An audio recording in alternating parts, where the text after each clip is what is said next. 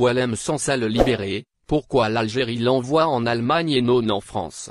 Après près d'un an derrière les barreaux, le romancier de 81 ans vient d'être gracié et placé dans un avion à destination de l'Allemagne, une libération pour l'écrivain, qui est par ailleurs malade, mais un échec pour la diplomatie française. Ces derniers jours, la défense de Boualem Sansal le murmurait sans vouloir le médiatiser, les négociations étaient bien avancées et pouvaient aboutir à une libération de l'homme de 81 ans entre le 1er novembre et le 16 novembre, date de son incarcération il y a un an. C'est chose faite. Alger vient de gracier Boualem Sansal avant de le placer dans un avion, qui a décollé à 13h20 pour l'Allemagne. Libération de Boualem Sansal, il y a un glissement de l'Algérie vers l'Allemagne. Cette libération de Boualem Sansal, facilitée par Berlin, marquait-elle un succès diplomatique allemand? C'est un ensemble. Oui, la médiation allemande a été très positive et efficace.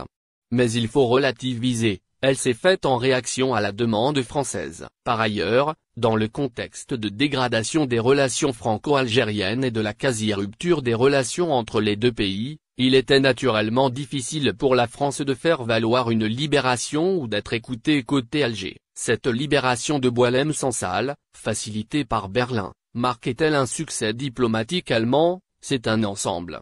Oui, la médiation allemande a été très positive et efficace. Mais il faut relativiser, elle s'est faite en réaction à la demande française. Par ailleurs, dans le contexte de dégradation des relations franco-algériennes et de la quasi-rupture des relations entre les deux pays, il était naturellement difficile pour la France de faire valoir une libération ou d'être écoutée côté Alger. L'Allemagne semble aujourd'hui jouer un rôle plus important dans la région.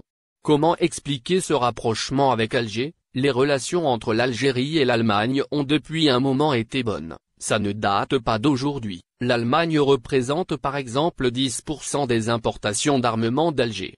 C'est le troisième fournisseur de l'Algérie après la Russie et la Chine, et depuis la guerre en Ukraine, l'Allemagne, très dépendante du gaz russe, nouvelle fenêtre, est dans une tentative de se rapprocher de pays comme l'Algérie, notamment sur les questions énergétiques.